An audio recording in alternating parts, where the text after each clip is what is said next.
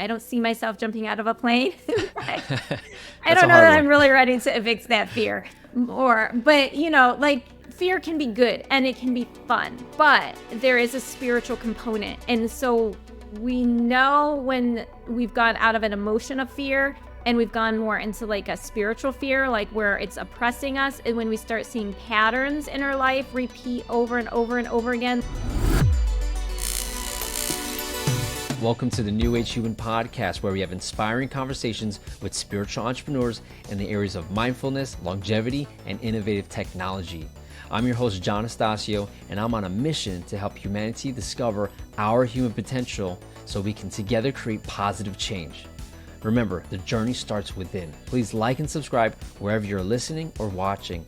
And with that said, let's get to the show. This is awesome. All right. Well, welcome to the New Age Human Podcast. Today we are going to chat with Beth Brown.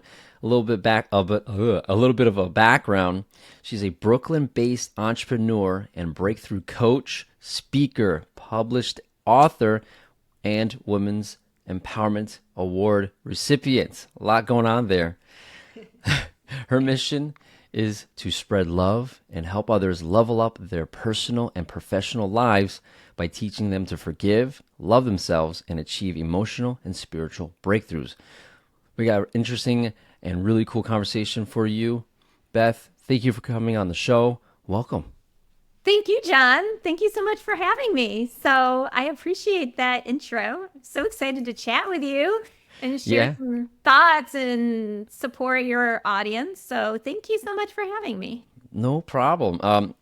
It was we connected more deeper at a recent networking event, and I'm like, oh, you know what? She's definitely coming on.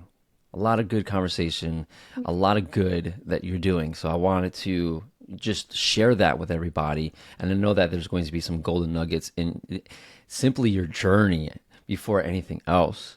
And so, speaking of your journey, can you share that personal journey that led you to become what would be considered a breakthrough coach and author? Sure. I can do that. I absolutely can do that, John. It would be my joy. So, yes, I have been an entrepreneur for over 10 years, over a decade. I was also at one point full-time employment, like day job, up until Mm, about 2.5 years ago. And so my first business is a photography business. So I'm a professional photographer. And then my day job was a teacher. So I'm a certified teacher. And then a couple years ago, I stepped into becoming a breakthrough coach. And it was for a couple reasons. And one of them was like a practical reason. I did lose my job due to discrimination. And I said, mm, well, I need more than one way to provide for myself. of course. And yeah, right. But the other thing is that I personally went through some things that actually were terrible for my business. And because our personal life and the things that we go through does affect how everything else goes in our lives. And I, in particular, had an issue with unforgiveness towards someone. And as it turned out, when I started going through my whole healing process and healing journey, which was like about 3 years, like of real, like intense work, in which I was like kicking and screaming, going like, God, no, I don't want to do this. I don't want to forgive. I was being like a little 2-year-old brat, right? But, but it really directly impacted how my life was going. And then I saw also starting to come out as a result of all the things that were going on in 2020, how people's mental health was not really going in a positive direction, and people Mm-hmm. were really falling apart, and things were just like kind of exploding out of everywhere. And so I said, well, I happen to have gone through some things that I know I can help other people and support them in their wellness. And being a teacher, I teach, I coach, I teach tools. I'm not a therapist. I've been told one of my journals, one of my books, is better than 5 years of therapy, but Wow. by someone. But I am not a therapist. I literally teach strategies and tools in order to get breakthroughs. Mm, And by breakthroughs, I mean like in our mindset, I mean spiritual breakthroughs and I mean physical breakthroughs because we're mind, body, and spirit. So I we have like to it. address all parts of ourselves. So that's Oh. that in a nutshell. Yeah. So I think out of those three, the spiritual breakthrough is an interesting one to dive into. Are you down to dive into what that looks like as far as someone that, maybe an example of someone that needs a spiritual breakthrough and what that process looks like? I'm very curious. Yeah. So, so we could talk about fear, for example. Mm-hmm. Um, Fear is a good thing. It's like an emotional thing. It is something that keeps us safe, right? I should be very afraid to. I use this all the time because it's just such a simple, like, duh example. But well, I should be very afraid to stand in front of moving traffic. Like I should be afraid to like cross the street in front of a moving truck. Like That's like survival stuff. it's survival stuff It's built in. is built in. And even there's other things like a lot of times like riding on motorcycle or skydiving or roller coasters, different things. Those are fear, right? And they're fun also. Well, maybe not fun for me. I don't see myself jumping out of a plane. I That's don't a know hard that one. I'm really ready to evict that fear. Or but like fear can be good and it can be fun, but there is a spiritual component. And so we know when we've gone out of an emotion of fear and we've gone more into like a spiritual fear, like where it's oppressing us, and when we start seeing patterns in our life repeat over and over and over again, like I was afraid to do that interview. I to go on that job interview. I was afraid to get asked for a promotion at work, even though I deserved it. I was afraid to speak up in the meeting. I was afraid to call my friends up and have a hard conversation with him or her.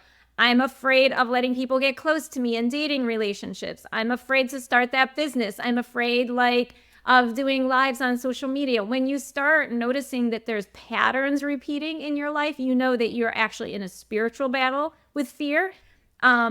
Versus it's just like an emotional battle. We all have something that we might be a little afraid of. And it's like when it's just kind of isolated and it's like a one thing here or one thing over there, it's just we're like in our emotions and we might be overthinking. But when there's patterns and it keeps happening over and over and over again, and it could be fear in finances, we could be, and I'm talking about fear of success. Like it could be like self-sabotaging. You might be able to save $1,000 and then all of a sudden you end up spending all that $1,000 and now you're back to zero savings and you cannot ever get over that $1,000 savings mark. That's like an example. You're actually afraid without, and there may be other things going on as well, but there's like a spiritual component to that. And fear is just like one example, but I feel like almost everything is rooted in fear one way or another, good or bad. Do You you should see be a lot afraid of to cheat on your spouse. Like you should be afraid of their wrath and hurting them, right? There's some things that should be checking us, right? So the it's not so wrath? bad. Yeah. Yeah, there's definitely a lot of fear out there. And what not triggered, but what came up to me was I identified with the self-sabotage side of fear, where you have all this opportunity around you, but for some reason you miss out on it due to certain patterns you may have, spiritual unawareness. There's a lot of stuff going on. And you mentioned patterns a couple of times. Is there anything that you can say as far as for someone to identify these patterns, or what kind of tools do we have to identify them? Because I feel like that's a huge Yeah. component of identifying it and becoming more aware of it. I mean, it can be generational or it can be within your own life.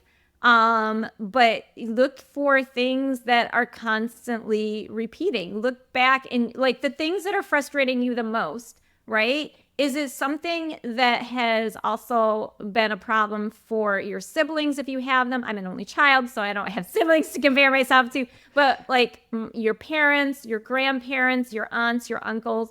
And it could be like anything beyond like fear. Fear is, I'm just giving as an example, but it could be patterns of sickness like cancer. You go to the doctor and you check off all of these things like, do you have heart disease? Do you have this? Do you have that? but what's causing these things? Like, why is everyone in the family dying from a heart attack? At that point, I personally feel there's like a spiritual component to it. Mm. Why is everyone getting divorced in your family or not married? There's like, why is this? That's a problem when you see that like over and over and over again, and you have to wonder about what's going on spiritually, because we came from somewhere. We all have maybe different ideas of how we got here, Yeah. but we came from somewhere and we're going to go somewhere. And so in between, there's still that spiritual realm that we're spiritual beings. We have a, so so that being said, you look over and over at the patterns, and you can look over and over at the patterns even in your life. And personally, like, I ended up having some patterns that were not really pretty to me. I realized, in terms of forgiveness or unforgiveness, I thought I was just mad at someone who hurt me. And what I realized when I started going through things, it wasn't just him. I had a whole pattern of unforgiveness to myself. And so the pattern of how I was talking to him and how I was reacting to him, how I was talking to God about him, was also how I would talk about myself. I had like a really hard, harsh way of self-talk, right? So my mindset was very critical. I am a recovering perfectionist. And so if I was not doing things perfectly in my photography work, that stemmed over into my relationships. Like, my photos have to be perfect. They have to look like everyone else's. Wait, they should not look like everyone else's. Sometimes as artists, we get, a little carried away. But I was like, I have to be the perfect woman. I have to have like the perfect past. Like, so now my perfectionism, right? So my unforgiveness. I had issues with my father's mother, like I realized that there was a lot of unforgiveness there. I saw that there were patterns coming up over and over again in my life. And so that's how I knew it was a spiritual issue and not like just a mindset issue. Interesting. Would you say that journaling was a big part of that? Because I know that you have a 20-day forgiveness journal. Yes, I did. So I have done all sorts of different types of journaling. I was looking around for it. I've done it like dreams. Dreams is a really great way, because it is also goes with spiritual, and you can see patterns come out. So I've done journaling in different ways over the course of my life. Like, when I first started journaling in 5th grade, it was like, "Dear diary, I have this crush on so and so. He's so cute." Yeah, that's how it started in 5th grade. But then, one of the things that I came into journaling like later on in my life, and during like the 3-year time period, I was journaling my dreams. And what I realized, there was like a lot of like demonic type things that were happening and Wow. different things in my dreams. And so that when you write it down, you might, oh, I just had a bad dream last night. But when you write it down and you start chronologically, and you're like, wait, there's a problem here, like a big problem. Um, that was one way I've journaled. I've done journaling in my business, where it's not like so much like fluid. It's like, let me just jot down at least 3 things I did today to like help my business. So I've done journaling in different ways. Interesting. I would like, so one, I identify and I connect with you on journaling for dreams. I think I have like 4 episodes on like literally that, having what type of dream, and journaling for that, and trying to understand what's going on. Because whether it be growing up in front of a TV practically and watching a lot of 80s and 90s movies about sci-fi, that mind of yours will go places. And I did see a lot of reflection in that, but I'm very curious, what made you think that you had, feel free to share anything specific, but what made you think that you had demonic type influences in your dreams? Oh, man. Because sometimes it could just be a bad dream and someone just shrugs it off. I'm Yeah. curious about that connection, and feel free to share an example. Oh gosh. Yeah. Well, I'm gonna get, so this is something that a lot of people struggle with. And so while I've gone through things, I feel like, and I've studied things for myself, I'm gonna give you and your audience someone that I recommend, who has like tons and tons and tons of resources, specifically around dreams. His name is Pastor Kevin L.A. Ewing. And if you go to his YouTube channel, he's like how I started to realize that it wasn't just like all in my head. Because I was starting to search. I was like, what in the world, Beth, is going on with you? Like, this is not normal. And I had a friend who was like, she was like, I'm not going to talk to you. She's like, you need professional help. I knew I did. I was like, yeah, You I need do help. help. I knew it wasn't like a psychological thing. I knew that there was like really something that was really, really, really going on with me. And when I started listening to his channel, and Pastor Kevin L. Ewing, he has like things on like dream meanings. He's just got like tons and tons of resources. So he's like a wealth of information. So there can be different things from my research and my understanding that offends God. And so I guess I'm going to speak from a Christian perspective, because that is, I know things from the biblical perspective. Sure. I can't speak from, Judeo perspective. Well, I could, I guess, maybe a little bit, because there's the Old Testament, right? We share that, Christians and Jews. But like, I can't speak on it from other perspectives. Like, I've studied other religions just in general, but not like in depth. So the whole premise of salvation for Christians is forgiveness. I want God to forgive me. But I am too good. I am better than God to forgive myself or to forgive someone else. And there are different things, and fear is another thing. We are told we have to, without faith, it is impossible to please God. And also, love is very important. And I feel like love is what heals fear.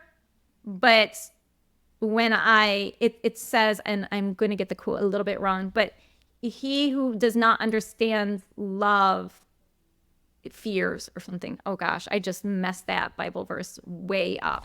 I think we're getting the gist of it. Is it like, if without love there is fear, It's pretty much something like that? Yeah, I should have written it down in advance. But Okay. anyway, I didn't know where this conversation is gonna go. So That's the best part. So anyway, and I have a specific workshop I'm teaching very shortly, and I have that verse. So unforgiveness and fear, it opens us up to attacks. Like, there's a story of Job, and I will tell you about the dreams in a second in the Bible, but I'm just trying to like back it up. There's a story in Job, and Job was like this great guy, and he was always sacrificing and doing all these things to make God happy. And one day Satan shows up in heaven, because apparently it's like he got kicked out of heaven, but he can still come back and have a good old conversation with God. It seems so interesting when you really start reading things. What is going on? And God's like, well, where'd you come from? And he's like, oh, I was just, walking around, seeing what there was to see. And God's like, oh, well, did you see my boy Job down there? He's like really great, isn't he? And Job's like, yeah, that's only because Satan's like, that's only because you have a hedge of protection. You're protecting him.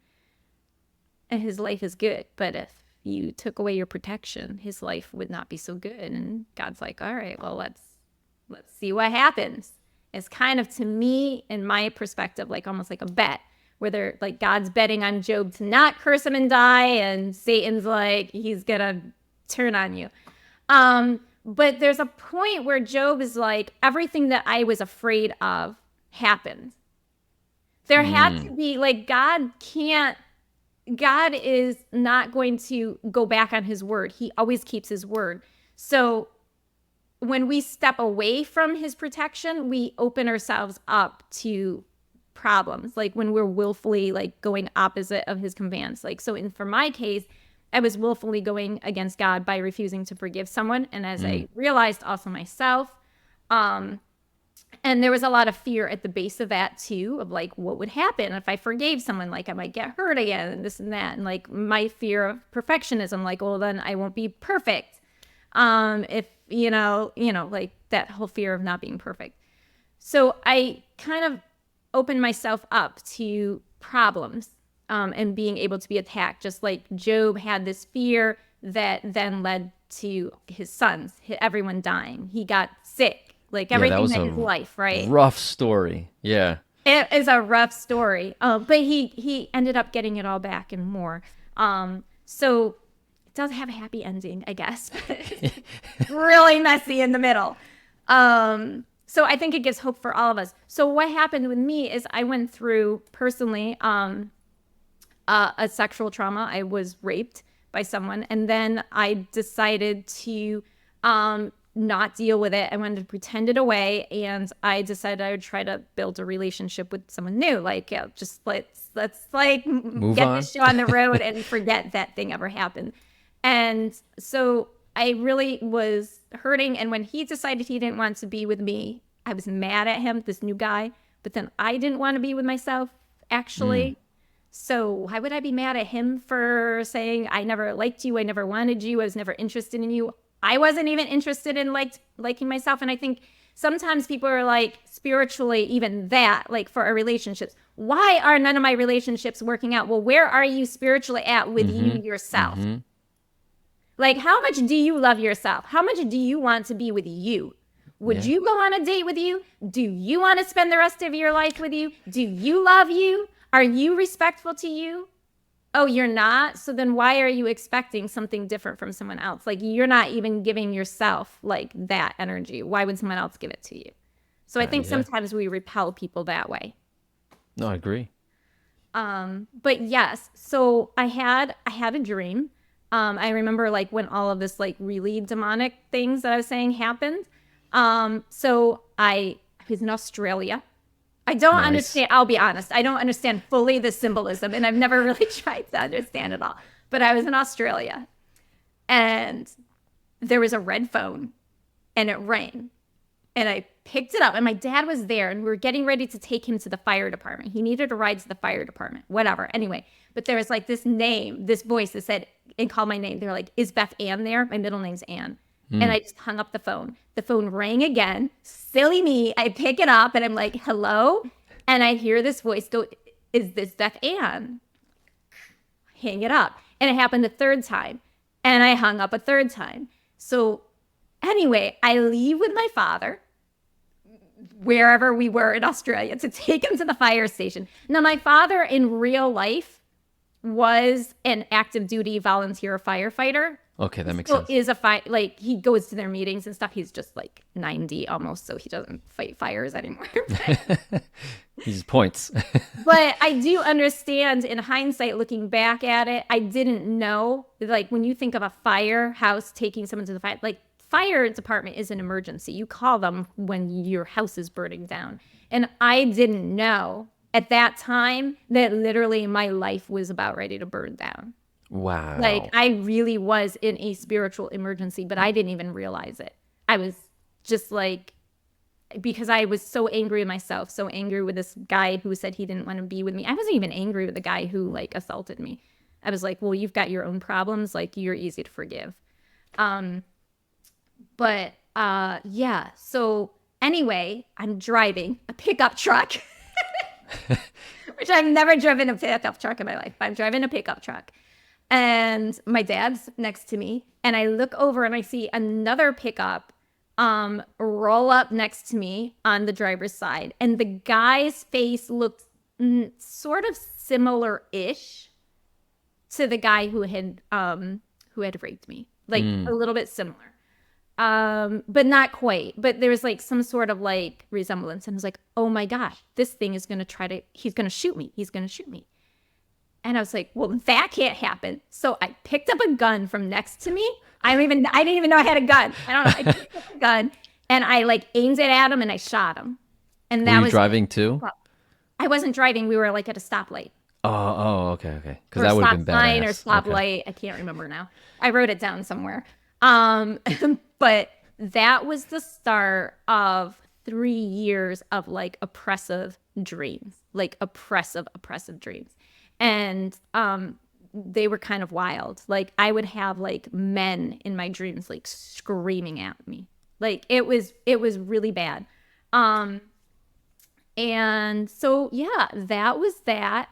Um, I do believe Jesus did finally deliver me and that it did eventually end in a kind of crazy way. But one of my dreams, I know that it was not all in my head. And I have like proof. At one point, I was like, is it all like in my head? Am I going crazy? And I think people think they're going crazy, but you're not. You're really in a spiritual battle. And it says in the Bible, in God's word, it says, we wrestle not against flesh and blood, but against angels and principalities. We're really in a spiritual fight. And so if you and I, God forbid, John, had a fight, most likely it's not you and me fighting.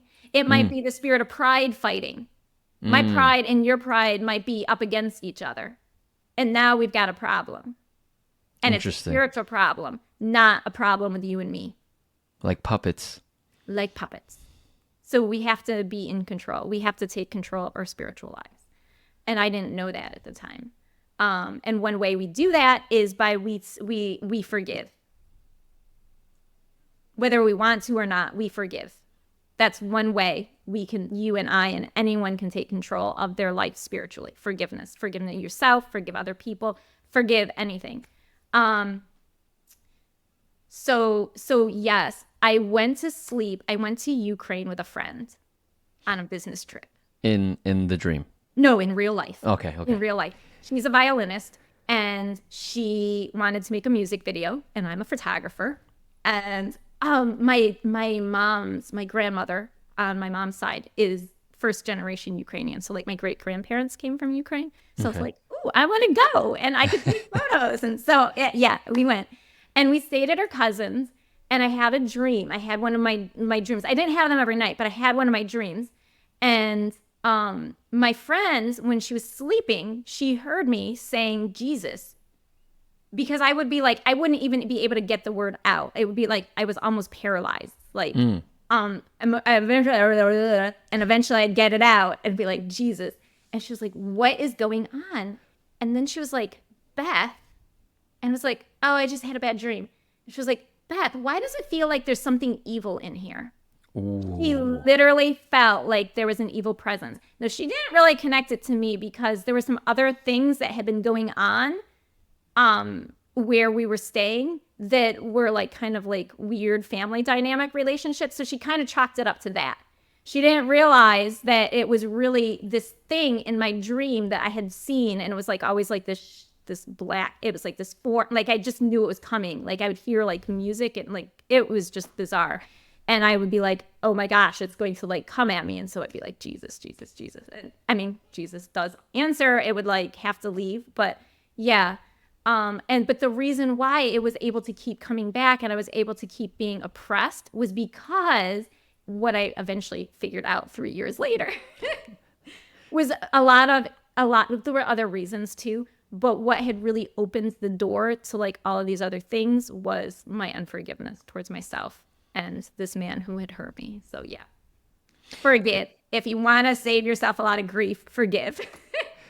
It's interesting to see the dialogue, to see the experiences that you had, and the major negative event that happened in your life started that internal downward spiral, so to speak. And then it's one of those things where you are susceptible to whether, I guess you can say nefarious, negative entities in the background. And for me, I actually have an interesting reference that I want to save for a different episode, where I know someone close to me that had partial, what do you call it when they take over your body? Possession. Yes. And that is the very lowest part of that downward spiral. And in reflecting on your experience, because you're on that journey of self-awareness and at the same time forgiveness, and because of the journaling, it saved you, and because of your knowledge and reading of the Bible and your faith and understanding the situation and the bigger picture, knowing no matter where you are and your belief structure, there are stories where there are attacks, and just saying Jesus' name, they're all afraid. They disappear. They're like the power of whatever is around you diminishes, and they just can't. and it's very interesting, and there's so much deep stories to just follow up with that. But just knowing that you said Jesus, Jesus, Jesus, like, I'm sure that that negative entity just couldn't handle that. And at the same time, the power of forgiveness is like the gateway for love, right? And it's the key that opens up that gate, and then you can, let the flow of the water, just the energy, right? And so I hear that a lot as well. So I wanted to share that with you, and the whole symbolism of the car. This is what I saw from your dream, right? So what I hear is the car is usually a life vehicle, whether it be a Yeah. job, a business. And so that was different. So it's like a sign of things to come to change as far as a vehicle for your Yeah. life. Yep. And then that guy, did that situation of the dream happen before you had that experience with that guy or after? I'm very curious. Where Oh, you no, shot the dude. this was after. So, Okay, okay. um, yes. So that, gosh, was that in 2017? That was like in 2017, and the whole event with the guy and the rape, that was in 2016. So, and then also trying to like move on, Yeah. 2016, and then like 20, yeah. So 2017 through 2020, like right before 2020, I was like, everything that's like, no residue. I don't want anything left at all. So like I did make sure to like get a clean slate, like really like, God, is there anything else in my heart that I need to get out of? Because a lot of people will say, like, follow your heart. But the Bible says that the heart is deceitful and we don't always know our own heart. And the only person who really can know my heart or your heart or someone else's is God, because he made it and he's like knowing. And like we like to pretend things to ourselves. And sometimes we're like afraid to even admit things because we're like, oh, I don't want to admit that I'm jealous, or I don't want to admit that I'm angry. Like we are, so we kind of like hide it anyway. So I always advise people to ask God to reveal to you if there's anything in your heart, because sometimes following our heart is not really the best way to go. Although I get like the gut instinct is like, we have our intuition. I'm not saying to like ignore intuition or anything, but really like sometimes we're misled by our heart too. Yeah. And I do my best to pay attention to subtle messages around you. I had a conversation with someone else, and it was a Zoom call, and I was just trying to make a important decision, and it was, go left or go right. And then I just referenced, I'm like, you know what? It's interesting, the timing of things. And I was exposed to the opportunity of this decision, and then certain uh, just events happened, and I had to reflect on them, especially an event that is out of the norm. So it's one of those like the dreams and stuff.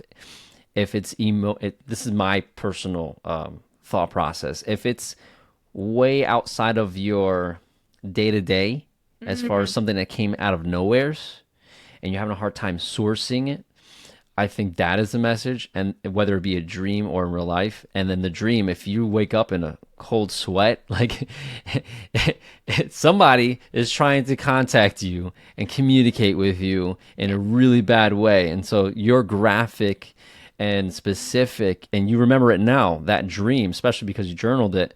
It's like these little movies that we get where we watch a movie. I'm referencing back to movies. You watch a movie and there's a story and there's a message with every Yeah. show and movie. So if you treat your dreams like that and your life experiences, it could be very similar. So that's how I'm able to like understand or digest these little subtle messages. So I really appreciate you in your journaling and your self-reflection and how far you've come, because you went through that quote unquote Job journey, and there was a lot of change that happened, and now you're in a much better place. You have a really good energy.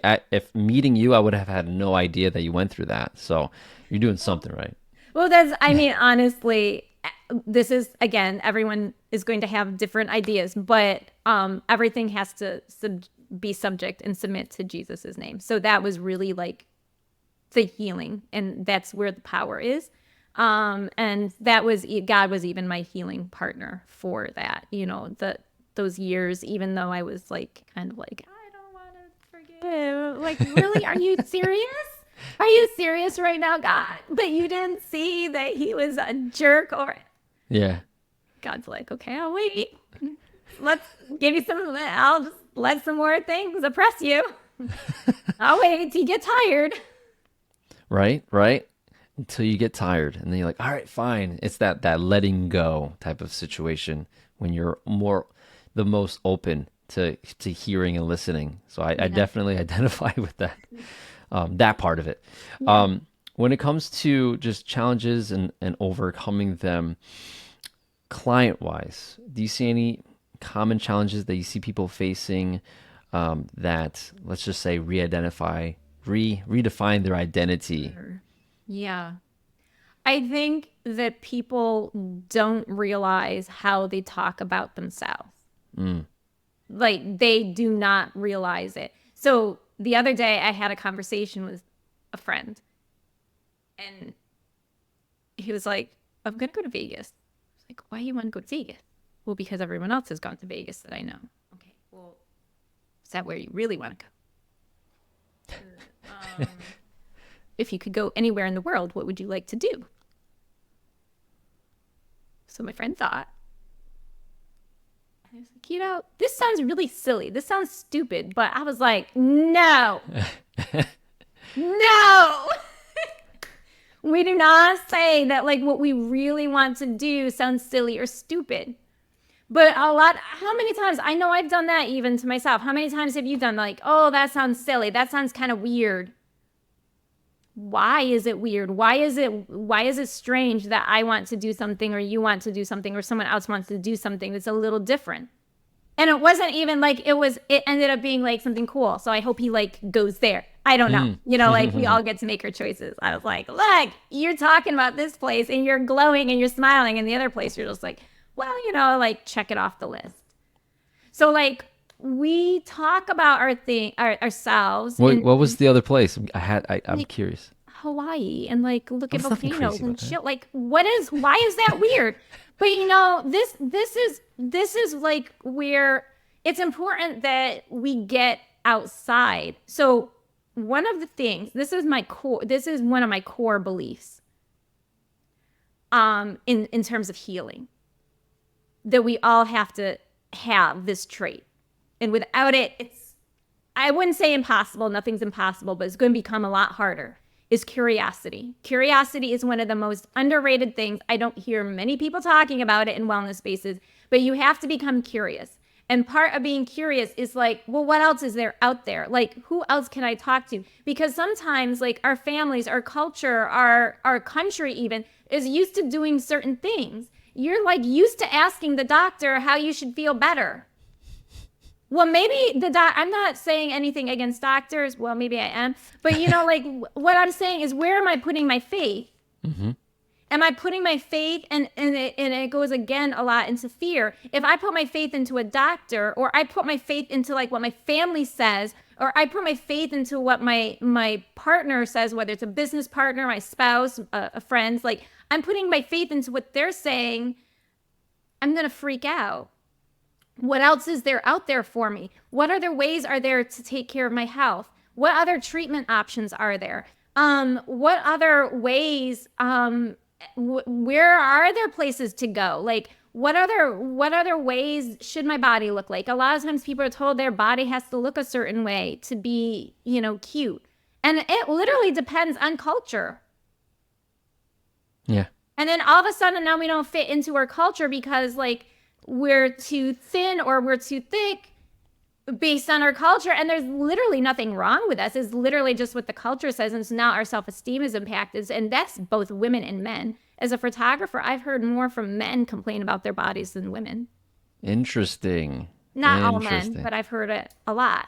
Sure. So, yeah. So, like, where other places can I go? Like, literally be curious. Go out, meet new people. Because maybe, like, one friend group is all going to Vegas. Maybe another friend group, they're all going to Egypt. Maybe you don't want to go to either place. Maybe you don't want to go to Egypt either. Like, find a friend group that wants to go to Iceland. I want to go to Iceland. Who wants to go to Iceland with me? But you know what I'm saying? Like, get curious. Like, what are the other things? You have to ask questions. Like, who told me that? Mm-hmm. Why do I think that? Why do I think it's weird that I want to do this? Why do I think it's weird to say no to something that everyone's telling me I should say yes and go along with? And I feel like journaling helps you speak out on that and process that because sometimes you don't. I've gone through times where I didn't know what I wanted, and so I just defaulted to other people. I didn't give myself time to just slow down Yeah. and identify what makes me excited, what gets me going. Why would I feel a little bit of reservation when someone says, let's go here? Not knowing why Yeah. until it's too late and you're there and you're like, oh, I shouldn't have gone. I've done that too many times. And, it's still a journey onto that. And would you like going, and I feel like that category would be self awareness and self sabotage. With a lack of self awareness, then there's self sabotage. For me, it was the sabotage of saying, why did you do that when you didn't want to? And just really being in that inner conflict. And that curiosity piece that you said is huge because it's one of those, you don't know what you want until you go out and explore the things that make you happy. So I Yeah. definitely identify with that. I feel like the solution side of it, uh, would you say like a major key is journaling, or are there other tools and tips that you suggest when it comes to like understanding you and or what makes you happy and making those decisions for you? Yeah. I mean, journaling is definitely a tool. I have two forgiveness journals. One forgiveness, one evict fear. So I have two journals. I think journaling is great. Um, Not everyone likes to write. You Mm-hmm. don't have to, you could get this even though there's lines in it. You would not have to like write on it. You could draw. Like journaling could even look like drawing. Vision boards I feel like are a form of journaling. I also feel movement is really good. Taking a walk, I get some of my best ideas when I'm driving, even like not driving in New That's York me. City, but like if I'm out on the open road and just cruising along, driving is really great. But not everyone has the luxury of a car, I understand. But walking, and I learned that there's like a reason for that for walking because what is it? Oh shoot. Is it the hippocampus? Oh gosh. The Now I'm blanking on the word. The back part of our brain that's the like the ancient part of our brain that's like, don't do that. Don't play with fire. And it stores like all the bad memories and it's like the fight and flight and all of The that. It's kind of medulla like the reptilian oblongata, part of our brain. the reptilian, the yeah, like the pure animal part that we're still connected to. Yeah, yeah. Yeah. When we walk, I learned recently that like the lateral movements of our eyes, because Mm-hmm. we're looking around when we're walking, we're looking at the trees, we're looking at the cars, we're looking at the birds, whatever, wherever we're at. The lateral movements of our eyes actually slows down the signals between our reptilian brain and like Whoa. the other parts of our brain. Can I And add so something in like, there real quick? I need to huh? add something in there. I noticed that when looking at a phone for most of the day or a screen, right? We have screens in front of us, we have our phones in front of us, and what does that do? It actually hinders our lateral movement of our eyes. And I noticed that myopia, right, being I guess nearsighted, you can't really see far, that elongates your eyeball because you don't have the lateral movement as much. And in doing exercises, one of the exercises to help you with that is literally doing lateral movement with your eyes. There's like eye yoga, a book that I picked up, and I noticed myself that yeah, like if you have glasses and you grew up in front of screens a lot, especially this current like more recent Gen Yeah. Z, Gen X, millennial, looking left and looking right, you feel a little bit of a pressure, and then also that helps with neck movement too. Uh, I learned that if you close your eyes and look to the left for like 20 seconds, you actually extend your neck movement. And it's very interesting how to bring that back. I'm just making this connection like real time because you said if with the lack of that lateral movement, it seems like you have a more intimate connection with that flight or flight brain, which is not good. Yeah. And what is like I mean, I was sharing this someplace else too, but like, especially in schools, when someone gets upset and they're angry, the first thing is like, go sit down and relax. Well, that's actually the worst thing you can do because now you're sitting and you're stewing and Mm, like, and even for fear, right? Um, any of that, like we have to get it out of our bodies because it's going to store in our bodies. Trauma and is stored in our muscles. We have muscle memory. We have memory in our gut, which is really actually a whole lot of muscles if you think about it. Like my stomach, my intestine, those things are strong, right? Like the heart, that's a muscle, right?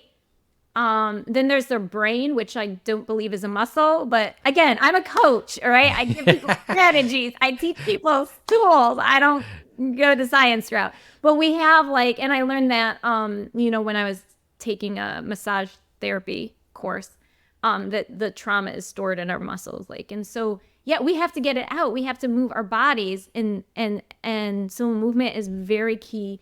Dance is really good as well.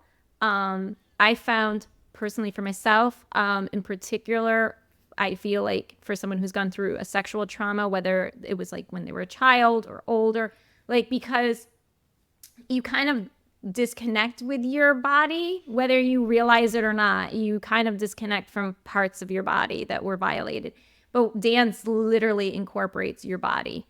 mm. And you got to move your hips. You got to do all of those things. And you really, without realizing it and without, because people think, oh, like I don't have time to heal because they don't want to have to like deal with the pain. But some of it can be like really natural and like 20 minutes of dancing around your kitchen can be like, like you're literally reconnecting with your body and you're not realizing it. And then, and think about the music that you put on while you're listening to your dancing. Like, the music you can do. Like I have a playlist that is called Speaks to My Soul and it just has like fun stuff.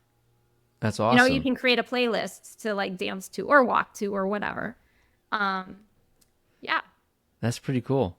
What's one song on that playlist? Oh gosh, I'm really bad with remember. Let me look. I'm like, what is Beth doing when she's It cleaning is up? it's so random. I have um I have Champion on there by Kanye. I have Legendary Love by this woman who is like a independent artist, Lydia Nice. Caesar. I have Come Fly With Me with Frank Sinatra. Wow, that's a I wide have range. I I love it. have Liberation with CeeLo. I have a lot of different things. I have a dance playlist too. I have like a dance fun where I have like dollar wine and That's great. and jump arounds, like that jump. Yes. It's There like we go. I think like late 80s, early 90s classic. Yeah, that's a nice widespread of genre. But yeah, like I agree. And it's easy to forget the importance of dancing. It's not just being silly. It's being having, what do you call it? Taking ownership of your physical body yeah, when something bad might have happened, whether it be your situation or a bad accident or just bad things. And I can totally appreciate that. I have a history of dance myself, oh cool, and it helped me connect with other people. And me as naturally a stiff-bodied person, having to learn how to get as close to a split as possible, so you can do some acrobatics for breakdancing. So that was just completely new for me. So it's one of those things where like, yeah, you could be a stiff person and still figure it out, which is like, you have to be one of the most flexible people to do that. So that was a lesson in itself. But I definitely agree with the importance of dance, of getting out of your shell, right? And you can do it at home. Is definitely like an overcoming of mental challenges, overthinking, and self sabotage, and all that. So it's huge, huge. yeah. Wow, we went on a journey for sure here. I didn't know you were a big dreamer. That's pretty cool. It's like, I'm like, man, I wasn't. I like having these conversations because you don't know what's gonna come up, and I like that we went into the dream side of things, and that could be a crucial part of someone's journey to self-awareness, forgiveness, self-love, and all of that, and trying to understand what's the message behind it. That's pretty Yeah. cool. It's Thank pretty you. cool. Yeah, I need to. I've been feeling like it's important to talk more about the dream aspect part of it. Recently, yeah, I don't talk about it really. So yeah, but I know a lot of people struggle with this and they don't even realize what it means. Or So talk to anybody about it, or even remember after like 2 minutes. it's true too. It's true too. So, now that we come to the part of the interview process where we talk about what you're doing, you said you have an event coming up, and I know that like this is going against being evergreen as a show, but what's something that you're working on, maybe that someone can appreciate to look into, maybe knowing about it later on, or Uh-huh. just what's going on in your world? Well, I mean, something that's evergreen is like both of these journals, the For Evict sure. Fear and 20-Day Forgiveness Journal. Those are evergreen. I'm not taking them off of Amazon. They're available. And so, yeah, that's evergreen. I do have a 4-day challenge. So I don't know if you knew this. Did you know that June is men's mental health awareness month? I did not know. That's It good is. to know now. It is. So anyway, I'm doing in June, the very first week, the full week, June 3rd, 4, 5, and 6. I'm doing an Evict Fear challenge. So people can register for that if they want, and it's free. The challenge is free. So yeah. Ah. And now, is it online, and is it like conversations? Like what would it entail? I'm curious. Yeah, it's online, so it's Zoom. So people could literally be in Argentina, and as long as they Or speak Australia. English and understand English, because I don't speak Spanish, unfortunately, yet. Not very well, anyway. Yeah, so they would be able to attend from literally anywhere in the world. So yep, it will be on Zoom at 8 p.m. Eastern Standard Time each night, and each night builds on each other. That's not like the same thing. So each night it like builds a little bit, and then I give a lot more information. It's a great companion to someone who has the journal, or if someone's like, I don't know if I'd want the journal, like you know what I'm saying. But Right. it's just it's like a great companion to the journal, and so because it's additional information, and so we go through that, and then there's discussion. I always like hearing people's ideas as well, so it's participatory. We do breakthrough activities. So you actually get some things like really practical out of Yeah. it.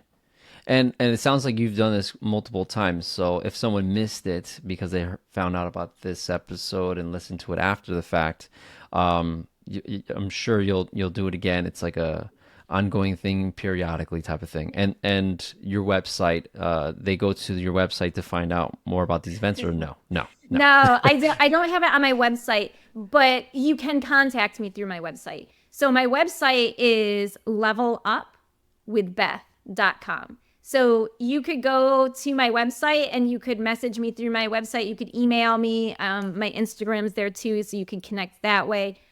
Through like through my website, you can contact me and be like, "Hey Beth, I heard on John's podcast you say something about an Evict Fear workshop. What's up with that? When's the next one gonna be?" And I can answer you. But Perfect. yeah, yeah. Cool deal. Cool deal. Well, awesome stuff. It was fun. This was Yeah. a fun chat. Thank you. Thank you for having me. Hey, thanks for coming on.